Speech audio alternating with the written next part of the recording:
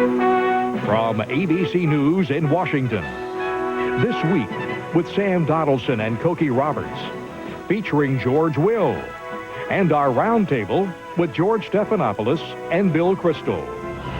This week, the political world erupts over feminist author Naomi Wolf, hired by the Gore campaign to advise the candidate. She's a valued advisor, and she'll remain one. What is her influence, and how has Gore changed? We'll ask Naomi Wolf in her first television interview since the controversy broke. Also this week, a stunning setback for Microsoft. A judge declares the corporation a monopoly power and charges that it harmed consumers. This is a great day for American consumers. What does it mean for the consumer and Microsoft's future? We'll ask Assistant Attorney General Joel Klein and Microsoft's Chief Operating Officer Bob Furbo. Also this week, presidential candidate George Bush wants a pop quiz on foreign policy. Can you name the president of Chechnya? No, can you? Unfair media or unprepared candidate? Our Sam Donaldson talks to George W. Bush. Topic A on our roundtable. Advisor Naomi Wolf, Microsoft monopoly, the Bush ambush, and the Bush response. All here this Sunday morning. Welcome to our program. Well, if life ought to be a mixture of important things and fun things, we've got the program for you today. The Microsoft ruling is terribly important, not only to the computer industry, but perhaps the economy as a whole. And then there's George W. Bush. He flunks that test on world leaders. We have an interview with him, and he defends himself. And then there's the feminist author who has been hired by the Gore campaign to tell, according to her critics, the vice president a lot of funny things, Cokie. Well, last week there was a flap in the political campaign world when Time magazine revealed that feminist author Naomi Wolf was working for the Gore campaign. The magazine said she was advising him on clothes, changing him from a beta male to an alpha male, and making $15,000 a month. Joining us now is Naomi Wolf. Thank you very much for being with us. Thank you for having me. And in the questioning, as always, George Will. Ms. Wolf, what about those three things? His clothes, his alpha beta-ness, and the money. Gosh, where do I begin? There's been a lot that's been not correct in the reports over the last week. And as I was saying earlier in the green room, as a citizen, I guess I'm mostly disappointed because I think the American people are much more focused on, if they knew the substance of the reason I'm at the table at the Gore campaign, they'd be pleased and interested and glad to know, because they're the substance of what American families are concerned about. Everything from the wage gap that women face to how to make a better balance between work and family, but to the points you raised that have been distorted in the press. Alpha beta, taken out of context. I was making a random point in passing, or not a random point, but a common point, that any vice president is in a supporting role, meaning supporting someone else's agenda, obviously, and any presidential candidate is in an initiatory role, rolling out his own vision and agenda for the country, which is what Al Gore was doing. It was an obvious political point that pundits had been making for months, and it's unfortunate that there's been a misinterpretation, and I'm glad to set the record straight. And the clothes? I am not a fashion consultant, and I do think it's a little sexist that, again, that's been blown into something that it isn't. What I talked to the Gore campaign about are the matters that have been dear to my heart for 10 years, as my readers know, people who have followed my work know. I talk primarily about the voices that I hear from women, and that I've heard traveling around the country listening to women of many different backgrounds for the last 10 years. And over again, they say the same 4 or 5 things that I think it's crucially important, and Al Gore thinks it's crucially important, should be heard by those who are making policy. They talk about how difficult it is to be good parents and good workers, how no matter how hard they try, they are overstretched, they are tired, they are not having the supports they need to build a strong family life that they want. Ms. Wolf, apparently it's not just policy. I'm going to quote this famous passage from the George magazine article that you wrote in June of 1998, quote, "Gore's eccentricity makes him uniquely well-suited to win the Millennium Campaign. If he can endure the risk of ridicule beyond anything he has yet endured from the elites, his goofy positions will have become, in 3 years' time, the global leadership position." What goofy positions? Well, I'm glad you brought up that quote, because I think it shows it's accurate, something really, yeah, it's quite accurate, something really wonderful about the way Al Gore's mind works. His record shows And first of all, you know, you're journalists, you've used journalistic shorthand. I'm sure I was using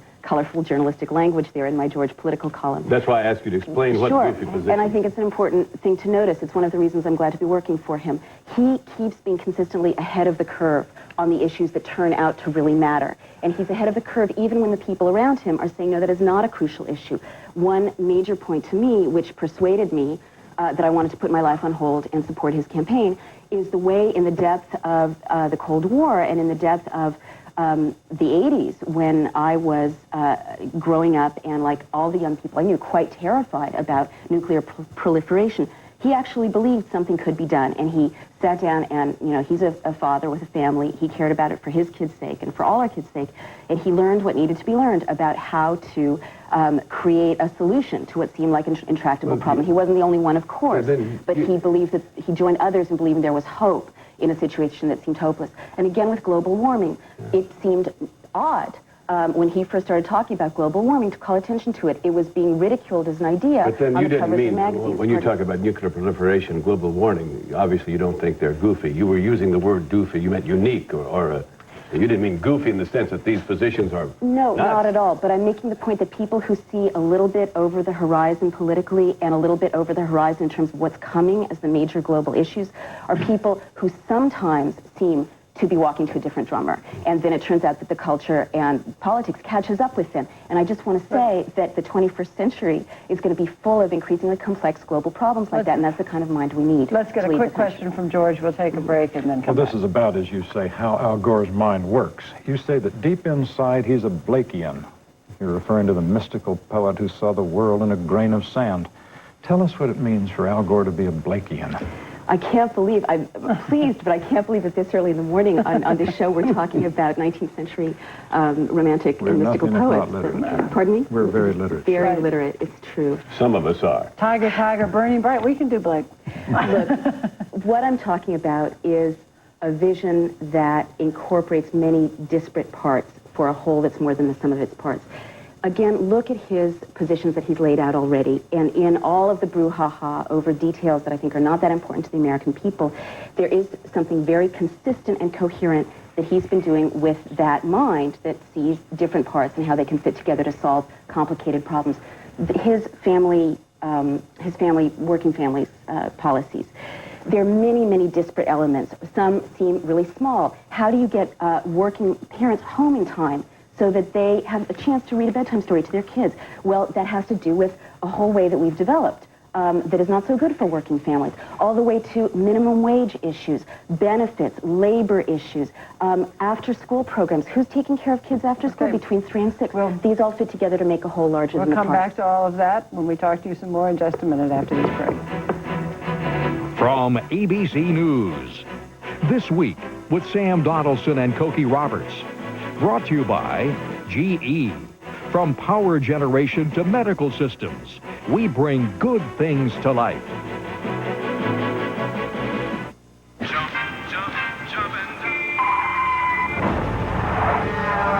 Believe it or not, this is your lucky day. The day your hospital got its revolutionary new GE Lightspeed scanner. In an emergency, it's the world's fastest. Yesterday, it would take 20 minutes to scan your injuries. Today, it takes about 30 seconds. With images that are more useful than ever before. Take real good care of it. How are you feeling? The GE Lightspeed. Does your hospital have one? They don't know me. I get these catalogs for kids' clothes, and I don't have kids. I get discounts for car repair. I take the subway. I get offers for aluminum siding. I live in an apartment. Hey, you behind the glass. You the one with the computers and databases. You don't know me. You don't know them. Oh, right. You ought to know who we are. Getting to know you, getting to know all about you. Hey, I think they got sandwiches in there. Where will you be when the millennium turns? Your dreams change. So have we. Now Dean Witter and Morgan Stanley have joined to provide a world of investment advice on a personal level. The world will change, but at Morgan Stanley Dean Witter, we will always measure success, one investor at a time. We're back with writer Naomi Wolf. Ms. Wolf, people keep referring to you as controversial feminist writer. And some of the reason for that is your works. Most recently, Promiscuities? Is that your latest book? Talking about your own upbringing and women's need to postpone sexual intercourse through some other means of satisfying their sexual desires. Jocelyn Elders, the former Surgeon General, had to leave office for similar sorts of statements. Can you see where this might be a problem in the Gore campaign? I sure can. At the same time, I think the American people are smart enough to distinguish between the views of advisors expressed in books or articles throughout long careers and the views of the candidates. I was interested to see that on Crossfire a few nights ago, Mr. Press pointed out that George Bush's advisors had views that were much more, I would say, disturbing than mine, that were, in fact, I would say racist. But, of course, no one would, I don't think it would be fair to Mr. Bush to suggest remotely that he's not wise enough to set up a distinction between his views and those of his advisors. I stand by what I wrote, and it's a matter of public record. I was motivated, as a mother, as someone who cares about young people, but it is not my job here to defend my views. It's my job to reiterate, which is true, that I've never brought them up with the vice president. They're my views and not his. And he makes up his own mind about issues. And I don't discuss them with him and wouldn't plan to. Well, you said that wherever you go, you get the sort of same concerns from women. And Al Gore must pick that up from his many poll takers. You must bring to the table something else besides the obvious. That is, they must be paying you to bring some nuance here. What would that be? I'm struck in your George Magazine article. You talked about last summer's glut of alien threat movies. And you said our collective subliminal anxiety about a cataclysmic millennium should be what? How does that fit to governing America? Yeah, it's a good question. It is true that inside the Beltway, the standard people who advise candidates are pollsters and political consultants. But it's also true that there's a long tradition of people from other backgrounds having input to campaigns. For instance, Bill Bradley is talking to Cornel West right now, and I'm sure if you look through Cornel West's writings, not everything he wrote would be something that Bill Bradley would endorse. What I do is I write and advocate for women's issues, but I also do social analysis. And I look at the big trends in the country, and I try to see whether you can tell what people are thinking and feeling and looking for based on the books they're reading, the movies they're watching, what's on their minds. That's not what I've been doing for the Gore campaign. That's what I've done in my professional life in the past. But you did relate these movies to NAFTA and globalization and that stuff. I mean, I'm trying to get at, what do you bring to that table? Right. Well, I bring the kind of mind that not only has listened to many, many women and can bring, I hope, with some nuance, along with the many other women from the women's community who are talking to Al Gore, that Al Gore is reaching out to, a very committed sense of the issues and concerns that women are looking at. But it's also true that I try to take a look at the larger picture in the culture. And for instance, I think that a few years ago people started really looking for more meaning in their lives, and that as a consequence, it's not surprising that the values-based agenda of 1996, which I had a very minor part, I talked to Dick Morris about some of the things I was picking up on, were so successful. And let me just go to some of the things that came out of that. By noticing these things, it became obvious to me that issues like making adoption easier so as to create different kinds of families more easily, give children a home, school uniforms, longer hospital stays for new mothers, which are all wacky things I advocated, which have now become, obviously, along with other people who were advocating for them at the time, an important part. Whoever said school uniforms are wacky, by the way? Well, I'm trying to make the point that there's been some distortion of my views, my roller system. Why not Bill Bradley, by the way? Just to say that, by and large, I write and advocate as a mother, as a citizen, and that by and large, the reason I have people who care about my work in this country is that I am not out of the mainstream. I'm within the mainstream and taking seriously the concerns of women and families. Speaking of wacky things that may have been distorted, a quote that is repeated and repeated. Maureen Dowd did it in her column. Please explain it. I'm sure you can. The Rape Crisis Center starved for lack of fun. You know, it is true that if you go back to 3 books over the course of 10 years, you can find things to take out of context. And I'd like to put that in. I would be delighted to. I worked in a rape crisis center in Scotland, and I came face to face with the real horror that many women and girls experience as survivors of sexual assault, and what a serious problem it is, and how much support and help they need. And again, that's why I'm proud to support Al Gore, because he takes violence like that seriously. Okay, but what about Having this said book? that, at the Rape Crisis Center, people kept burning out. The volunteers kept getting exhausted and overwhelmed because of the difficulty of the work that they were doing, as well as the surroundings. And the surroundings were absolutely dismal, and the environment was dismal. And just like we've learned belatedly that in a cancer ward, you need flowers, you need sunshine, you need growing things, you need, you know, visits from children, you need things that make it more tolerable, that support the spirit. By the same token, I was again using shorthand for a larger discussion about how we need to support the spirit of those who reach out and help those who are suffering. By the way, the $15,000 that you were paid for many months, how could that be justified? Well, as a professional woman, I make no apologies for earning a professional salary. And I don't believe any woman in America should have to apologize for that. In fact, I wrote a book about it. Having said that, I am glad I took a cut in pay to work for Al Gore. I'm taking another major cut in pay to continue working for him at a time when we're all tightening our belts. And frankly, I'm not working for him for the money. I'm working for him because I care so deeply about the issues that he cares about that I want to do everything I can to see him elected president, really for my children's sake. Would you work for him for nothing if necessary? A lot of people do. I'll tell you, if I were not also a breadwinner for a growing family, I would have that opportunity. You talk about these issues.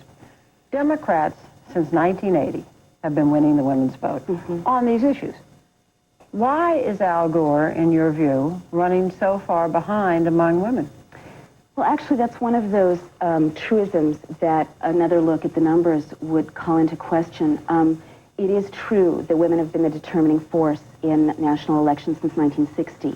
And in 1993, in my second book, I pointed out that very soon both parties would be competing for the women's vote. There was a 5% gender gap in 92 and a 17% gender gap in 96. Right now, women are supporting Al Gore. It is not the gender gap that we saw in 96. But if you'll notice, in the last month or so, he's gone up about 5 percentage points, according to a couple of polls, among women, because the message that he's consistently putting out, and I think often in the face of attacks and distortion, but hanging in there, you know, true to his inner moral compass to do the right thing for American women and families, is breaking through, and women are taking a close look at him and thinking, this is our guy. And frankly, we're out of time. Well, 2000 is a make-or-break election for women's issues, for choice, for the wage gap, all the things we care about. That's why it's so important. Thank you so much for coming down and being with us, Naomi. Thank you for having me. We appreciate it. Thank you. When we come back, it's considered one of the biggest lawsuits of the decade, the government versus Microsoft. We'll talk to 2 key players, Assistant Attorney General Joel Klein and the Chief Operating Officer of Microsoft, Bob Herbold. Where's the center of the tech world? Tokyo? I don't think so. The center is best described by use of the Fourier vortex theory. Let me get back to you. Whoa! Not here! Tech world? Anyone? Looking for the center of the tech world? I think I found it. Maybe it's where the most highly respected, highly successful tech companies are found. The New York Stock Exchange. Think the Fed's gonna raise interest rates? Can a computer think? Can it learn? Can software be developed that acts exactly like the human brain? For 50 years, that's been the question. Today, Nugents are the answer. Using a patented breakthrough in neural network technology, Computer Associates has created the first software that can think. Imagine what this new software can do for your business. Nugents, software that can think. We learn from each other and lean on each other, feel for each other and fight for each other. That's the power of relationship. That's the power of Chase. Financing an office tower in Atlanta or a home in Austin. Advising a CEO on a merger or an investor on retirement.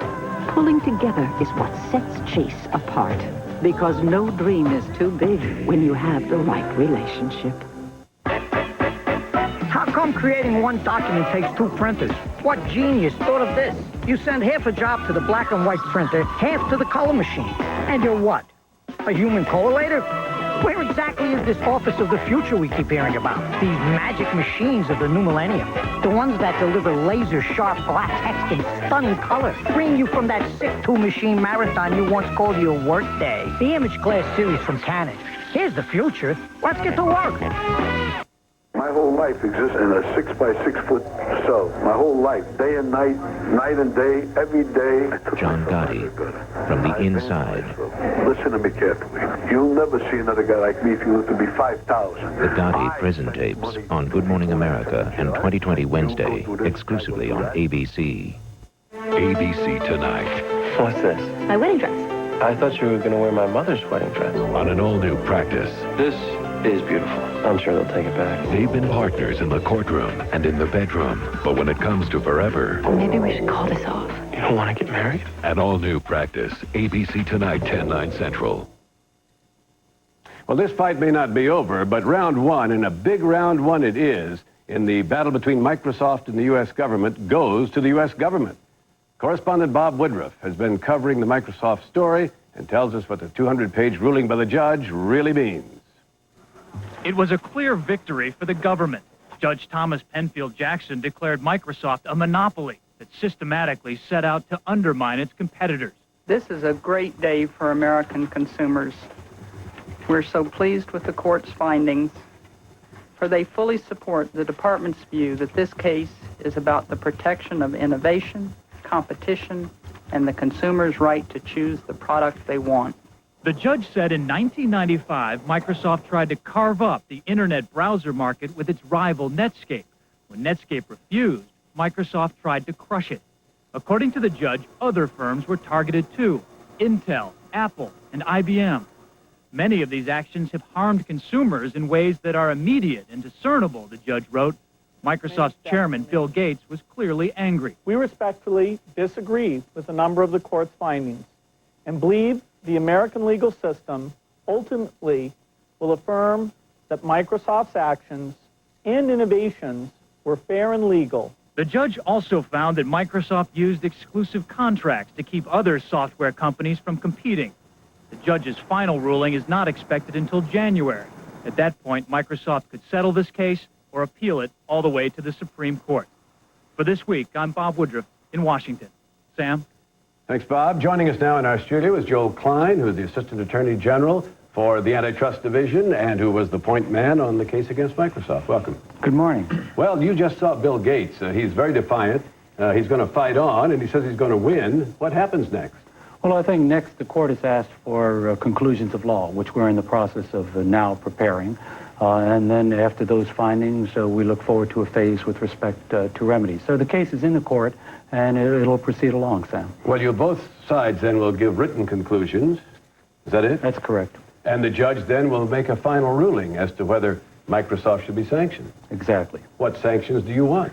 I think it's too early. As you yourself laid out, there's a process ahead of us, and at this point, we are looking at the range of sanctions, talking to people in the industry, people who work with Microsoft, people who manufacture computers, and we're doing an analysis to make sure that we have a remedy that will promote competition, assure innovation, and promote consumer choice. That's Are what you this is about. considering asking for a breakup of the company? Sam, I think we're doing an analysis that will look at the full range of remedies. That's one of the full range. That is in the range, but we're looking at a lot of remedies, and it is premature for us now to get ahead of the story. But on that same point, as I understand it, the way the judge worded his findings and the way he kept referring to monopoly power requires certain remedies. I don't think it requires any specific remedy. I think it requires a remedy ultimately that addresses the key facts that the judge found. Kogi, what I think the judge did is listen to really mountains and mountains of evidence. We had a trial that went on for almost 80 days, literally thousands of documents from Microsoft. And he found out what happened, and that's what's reflected. Monopoly power, stifling consumer choice, reducing innovation, harming competition. That's what we got to fix.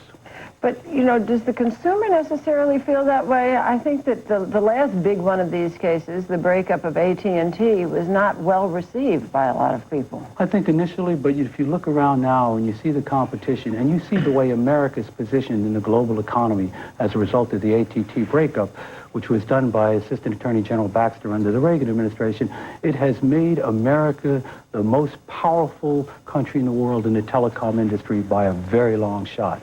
So that's been a true success story, that one. This is a different case and ought to proceed on its own timetables, and the considerations here will be based on the judge's findings and ultimately his conclusions of law. Although Franklin Fisher, one of your economic experts, testified earlier this year that up to this point, the consumer hadn't been hurt by what Microsoft did. You're still asking for what you call serious remedial redress because of harm to innovation, because, and these are your words, products that would have come to the market were impaired.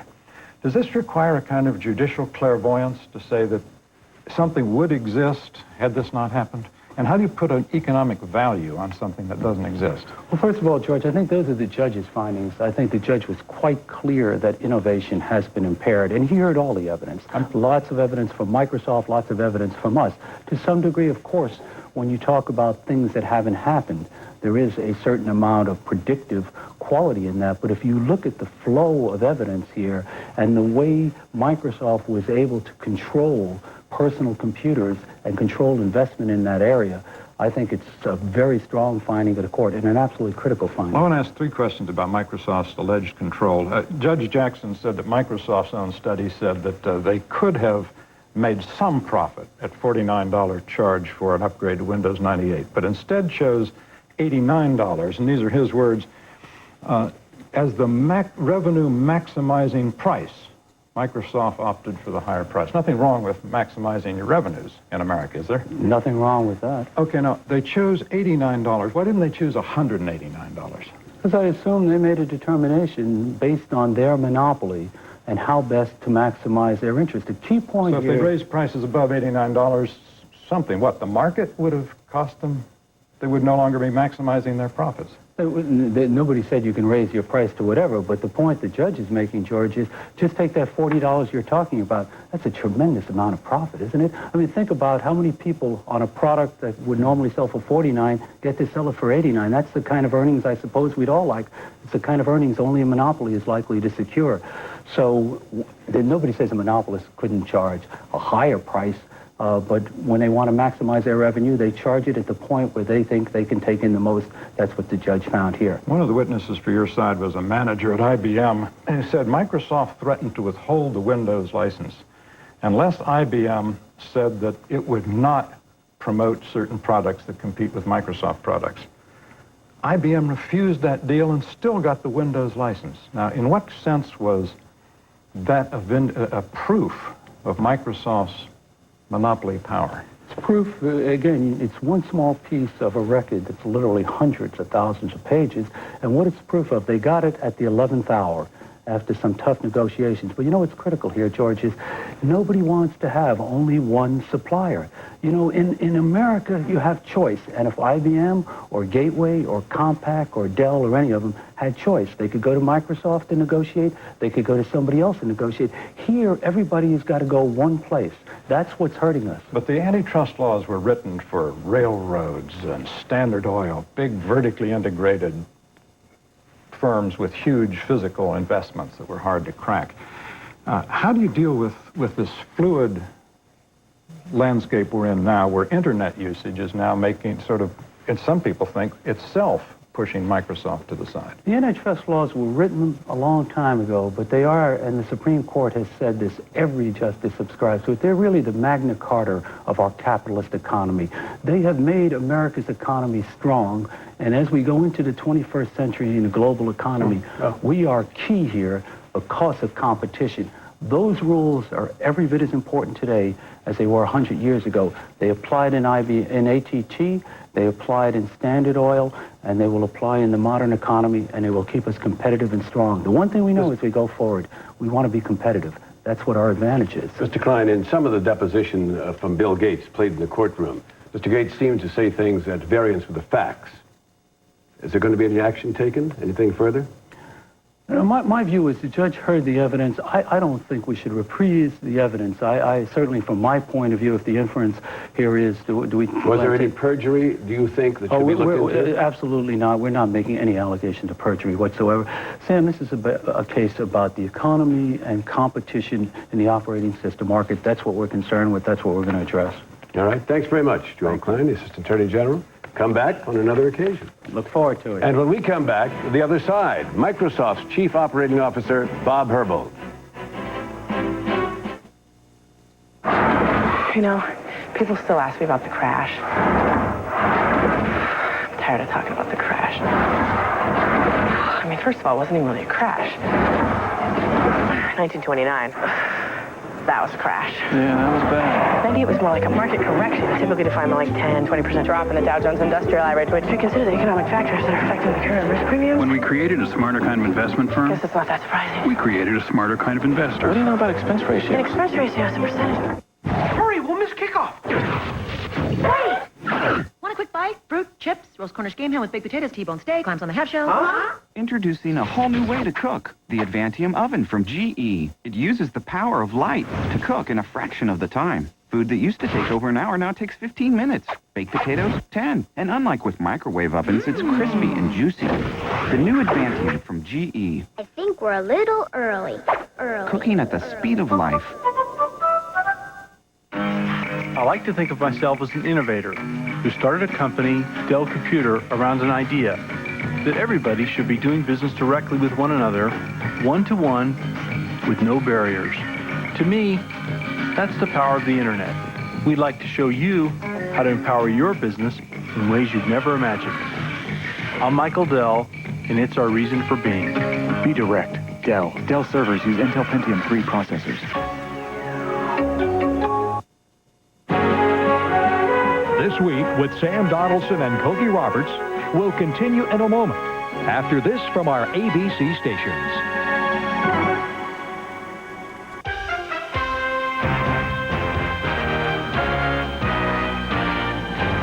Dallas, Minnesota, Monday night at 9 Eastern, 6 Pacific. Thinking about painting your car? Stop thinking, do it. Maaco's still offering the Ambassador Paint Service for only $199, the best economy paint service in America. How do we do it? Maaco paints more cars than anyone, 12 million, still counting. And that's why we charge less than anyone. Our Ambassador Paint Service is only $199. Maaco gives more value than anyone. What's value? Quality and price. For a great finish and a beautiful deal, call 1-888-MAACO-USA. Base jumping, sky surfing, feeding sharks with bare hands. It's how some of your neighbors are spending their vacations. More and more Americans are using their days off to find the ultimate thrill. Why do I do this? Because it's living. Because I don't sit at home on the couch and watch it on TV. Sorry. They say these extreme sports are an unbeatable rush. What's so fun about risking your life? Brett McComey investigates why people are going to extremes. Monday on Channel 2 News at 5. Straight Talk from Teens, tonight at 6 on Town Hall.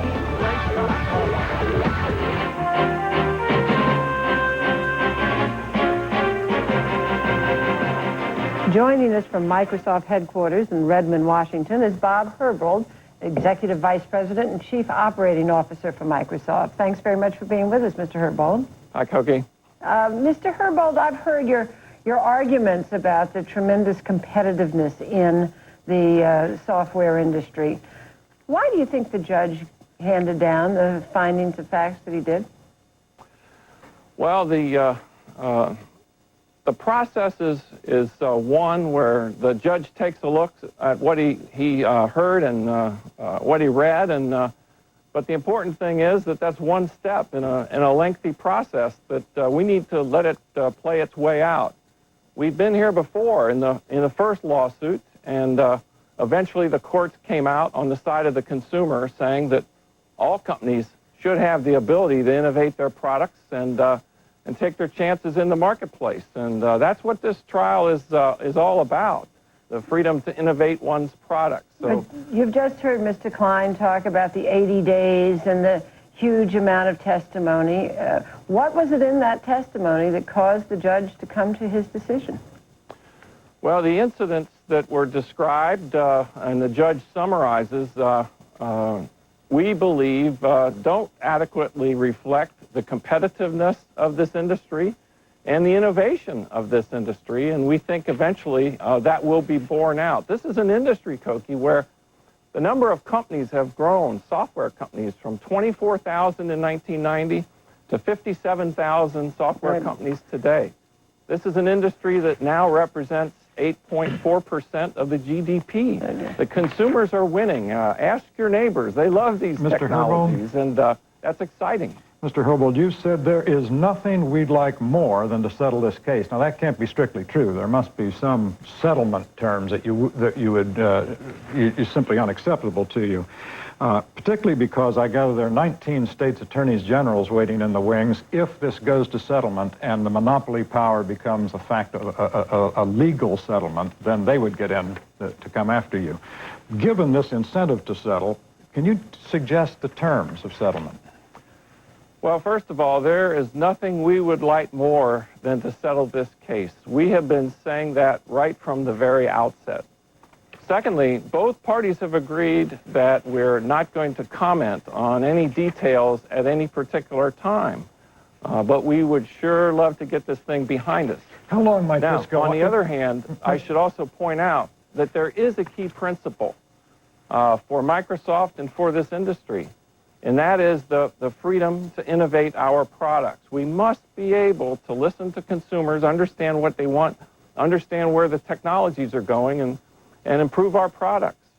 Okay. Tell me something. If this goes on, how long might it go on, and what will be left of the product and practice that we're litigating now if this goes on 3 or 4 more years? Won't it be obviated by change? Well, in fact, even today, if you look at the industry today, there are story after story about some of the bright new ideas and the huge threats those ideas are to Microsoft and other companies. That's the way it should be in this industry. And in fact, when 9 months goes by, that's a long period in this industry. And that's why it's so important that we fight for the principle here of the ability to constantly listen to what's going on, listen to the consumer carefully, and improve our products and take our chances in the marketplace. Mr. Herbold, Joel Klein and, of course, the judge pointed to the fact that in some critical areas, Microsoft for years has enjoyed 95% of the market. Isn't that a prima facie evidence of a monopoly? And in our country, monopolies like this simply just don't work anymore. Well, the market itself is changing so dramatically. Today, there's an explosion of small-end devices that are used to enable people to get at information. But what's important is this is a competitive industry, and even in the environment described by the judge, the fact is there's a lot of partnerships out there. What was described in the findings of fact, we were a bit disappointed that, in fact, it didn't reflect more of the competitive activity and the level of innovation. Of course, the judge found to incredible good things for the consumer. The judge found that Microsoft had used its monopoly power to suppress the competition, not just to say, all right, let's compete on a level playing field, and if we come up with a better browser, it's okay, but in fact to crush the competition. Well, I'd simply point to the marketplace and ask the question, how's it going in regard to these kinds of technologies? Are consumers benefiting? Are we seeing a healthy stream of innovation? And we think the answer to those questions is yes. In fact, grandparents are sending emails to grandchildren. Teachers are finding new ways to excite children about education. But, sir, you're seeing a healthy stream of profits to Microsoft. What about the fact George Will asked, you heard the Attorney General, talk about the idea that you could have sold for $40-some-odd, but you sold for $80-some-odd because you could do it? Our pricing on Windows has been the same since 1990. Our pricing on a large majority of other products has dropped significantly. In general, people are enjoying lower and lower prices and higher innovation. I don't think there's an argument there. Mr. Herbold, is your view that this will eventually be decided in the political arena? I noticed that your campaign contributions have gone from the tens of thousands to the many hundreds of thousands of dollars. Has this now become a political issue? I really don't think so. It is important that we participate in the political process of this country and our communities, but we really think this will be resolved with the courts indicating that antitrust laws exist to protect consumers, and we have to ponder the issue of how consumers are doing, and we think when that gets considered, it's a very positive picture. Okay, thank you very much, Bob Herbold. Appreciate you being with us. When we come back, Bush flunks the pop quiz on foreign policy, topic A on our roundtable, with ABC News analyst Bill Kristol and George. Careful, nothing. In a moment. Smell this. Ooh. It's green, it stinks, and it's Cool in the summer. The family has no power bills. Their Earthship heats up by solar energy brought in through windows lining the south side of the home. And the rubber tires act as heaters. This wall's about 3 foot thick. The tires are pounded full of dirt, so it's incredible thermal mass. The sun hits this wall and just soaks up all the heat. And then at night radiates the heat back out to us. Strange is a good word, yeah. Strange, but solid. Boulder County's chief building inspector says people can build their homes any way they want to, as long as they meet required Space. That is, if you can afford the $98,000 price tag. Now, once you're in space, you don't want to have to head right home, right? What the Space Island Group is offering is a destination in orbit, a real space resort. Yes, a space resort, built primarily from the recycled external fuel tanks that boost space shuttles into orbit. The technology's already here.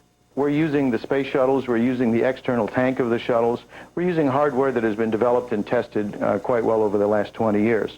And here's what it might look like inside, thanks to a design by myhome.com. The furniture's bolted down for safety in 1/3 gravity. Some of the guests will be able to actually suit up in spacesuits and drift around outside the station in space with the entire planet spread out beneath them. Cost to get the first space wheel up, $12 billion. Most of that from private investors and Olympics-like sponsorships. By 2012, the cost to you for a week stay for two, $20,000. Shuttle transportation included. The future is closer than you think. Al Feinberg, Fox 5 News. And remember that X-Files reminder, trust no one? You can trust us on this one. We're going to tell you about all the start of the show's big 7th season tonight. You're watching Fox News Live. This program is brought to you by the people inspired to build vehicles for your mind and heart. Nissan. Driven. Going in a straight line is one issue, and most people, when they think of speed and power plants, think of the fact is you're going fast and slow, and you're turning in the process of doing it. The new Ultima has been redesigned with that in mind. We refined the suspension. We reduced the body roll. We goosed the engine. Technically speaking, we gave the car some